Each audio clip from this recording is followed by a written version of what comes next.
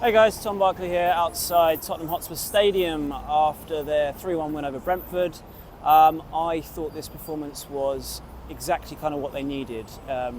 They needed a result, first of all, which they got, and a performance that reinvigorated the Postecoglou project, his way of playing. Obviously there have been a few doubters recently after recent performances, and whilst it wasn't like it was without a few hairy moments. Looking at you, Guglielmo Vicario in particular in possession, I thought they were at times back to their free-flowing, creative best that we have known to very much enjoy under the Postecoglou time. So obviously the game started in a mad start, although for Brentford a pretty standard start it seems, based on the fact that they scored after 22 seconds for the second game running, having done the same thing up at against Man City last week out. This time it was Brennan Johnson who scored the early goal, not Johan Wissa, who was actually injured for today, so he was out of the game. We talked to Thomas Frank in the press conference afterwards, the Brentford manager, and he talked about the way that he sees kickoffs as like a set piece. And you've got to say, fair enough, because they basically scored from it pretty much. Tottenham were a little bit slack, I would say, early on, particularly the fact that Brentford had done this last week. They should have probably been more alive to the situation. But you've got to say, wow, it was clinical from Brentford. Maybe Van der Ven could have got a bit nearer to King Lewis Potter, but it was a great ball and an even better finish. Mbeumo, I talked about him ahead of this game, and what a good player I think he is. And if Spurs were ever looking at him, I think he'd be a really good signing. And his finish, that volley into the top corner, was outstanding. So fantastic start for Brentford. But I guess the biggest compliment you can pay Postecoglou's side is that given how the team looked a bit low on confidence and have been struggling to create chances in their last two games, in particular at Coventry and Arsenal, you might have worried at that point that they might have struggled and feared for them and the atmosphere perhaps in the stadium had they gone 2-0 down. But as Postecoglou said in his press conference afterwards, the players treated that early goal, that early setback, as almost like it never happened. And you've got to back him up that way, because the way they played was fantastic. Big credit to the fans in the stadium as well, because it wasn't like they suddenly turned toxic or got frustrated or boos or anything like that. They seemed to just sort of realise it was a setback and got behind the team, and Spurs instantly responded very, very well. Importantly, scored an equaliser within 8 minutes. Dominic Solanke being the man to score it, his first goal for Tottenham, which was obviously a great start for him. I'll come on to individuals in a second, but I thought the way they were carving out chance after chance was really important to sort of put the faith back into Postecoglou's style of play, because he has been getting a lot of critics at the moment for being too open, and when you're not creating chances like they did at Coventry in the Cup, albeit with a lot of changes, people start to sort of question how effective his style of play is going to get. There were accusations of him being found out. Obviously, with the run of results that he's had, are an easy way of backing that up if you're of that persuasion. 7 defeats in his last 11 Premier League games, fantastic start. But some might say that after that electric start to his tenure, it's not been anywhere near as good since. So I think it was important that he had this particular performance. So I want to talk about a couple of individuals. Solanke, let's start off with him, because there have been some criticism of him, some doubting of him. I don't feel like I was critical of him. I just said he was poor against Coventry, or worryingly anonymous. Couldn't really get into the game, knowing that he had been injured and obviously just arrived at the club. And that's what Postecoglou said in his press conference when he was asked about him the other day. Almost could see the questions coming, saying, look, take a breath. If he hasn't scored after 15 games, we can revisit this subject, but you've got to give him a chance. And I think what I was slightly concerned about was how long it might take to integrate him into the team, given I thought he looked a very natural fit for this team, but at Coventry he looked not, the team was really struggling to get him into the game. So that was more my kind of concern about him. But today was very different. He was involved throughout. I thought it was a fantastic performance, really. He held the ball up really well. You could see how brilliant his pressing, which we know was a big part of why he signed in the first place, while he was picked over someone like Irvin Toney as a transfer target. You could really see it in practice today, and I thought all round Spurs' pressing was unbelievable. Postecoglou talked about it afterwards, saying how they're one of the best in the league, if not Europe, on that, and that really forced the issue with Brentford. I mean, quite a few mistakes cropped up from Brentford losing possession by being hunted down by the attacking players and being backed up by the midfielders behind, like Maddison. But Solanke sort of set the tone for that. I thought his hold-up play was good. He was used quite well with sort of long balls. Vicario, I think overall it's a bit of a negative reaction to his performance, but there were some nice moments where he looked for Solanke early from a sort of long ball perspective, a bit like Edison and Haaland at City, and I think one of them led to Son being in when he rounded the keeper and couldn't quite get the angle to finish, but that was exciting. And then obviously he took his goal well. I mean, it is kind of the ideal situation for a striker looking for his first goal, where the ball just sort of pops up to you and you've just got to slot it away after a poor save, really, I think, from Flecken from a relatively weak shot from Maddison. Laid it right in his path, but you still got to be there and you still have the composure to put it away. So a really good start from him, and Postecoglou afterwards said he sort of ran out of gas towards the end of the game, but I thought overall he was very, very good. Brennan Johnson would be the next one. Obviously he scored the second goal. In fact, we can do it in the order of the goal scorers. So he took his goal really, really nicely to make it 2-1, I think, on the 28th minute.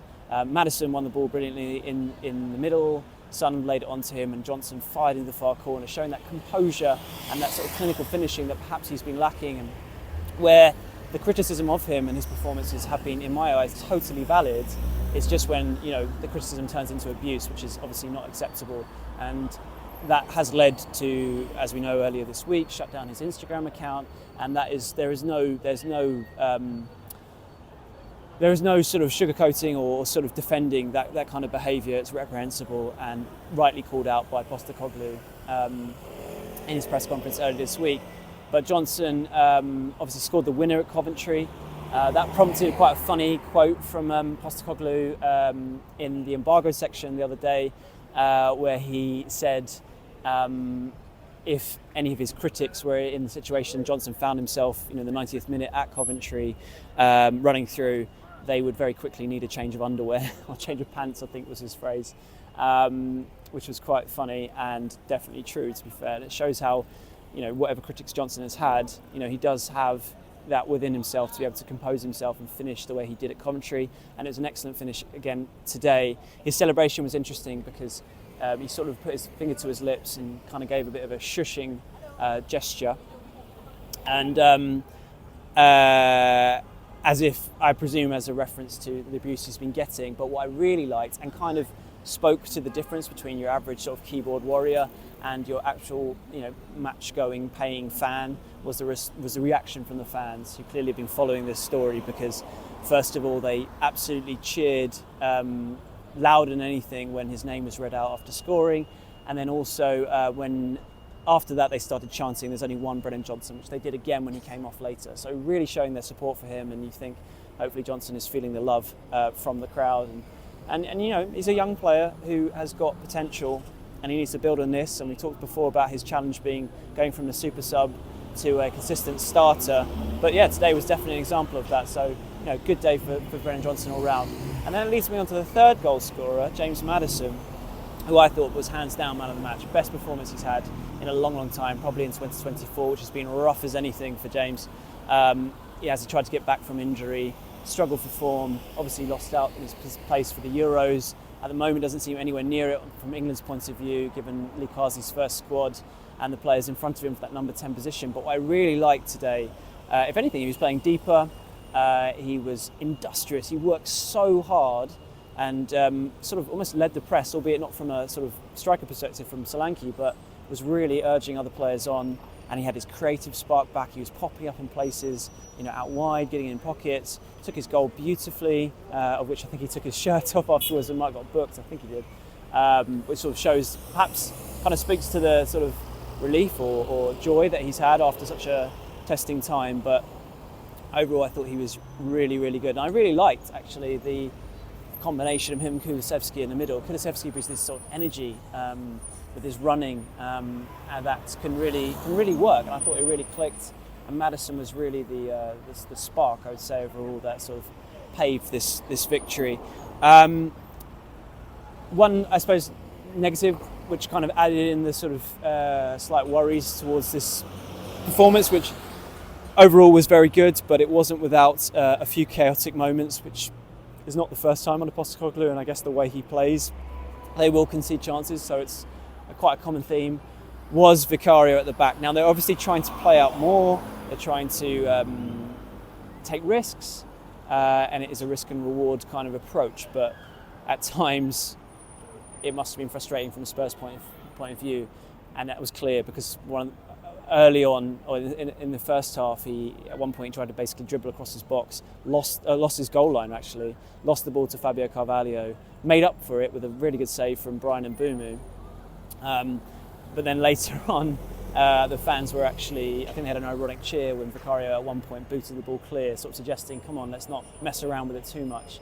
They're not the only team or players to do that. It's kind of a sort of common occurrence in modern day football, but Vicario, today's distribution wasn't great. He obviously had that moment in the second half where he comes to claim a high ball right on the edge of his area. He dropped it. He appeared to handle it outside of his area. The referee John Brooks missed it. Premier League told us that because it wasn't a goal-scoring opportunity, or denying a obvious goal-scoring opportunity, it wouldn't have been a red card, and because of that, VAR couldn't intervene. I think a lot of us sort of still think of football in the old school way when the keeper handles it outside the box to get an automatic red card, but obviously that's not the case anymore. But you could understand why Thomas Frank, who got booked for essentially dissent or anger over it, along with the Brentford player, was frustrated. But fair play to Thomas Frank. He's such a classy individual. Whenever you do him in speak to him in press conferences, he said, "Look, it was a mistake, but it wasn't a match-defining one," and he didn't blame it. Didn't blame the defeat on it at all, where others might well have. So fair play to him. Ange also said the same thing. He said he hadn't really seen it, but the fact that it would have been a free kick meant that again it didn't sort of.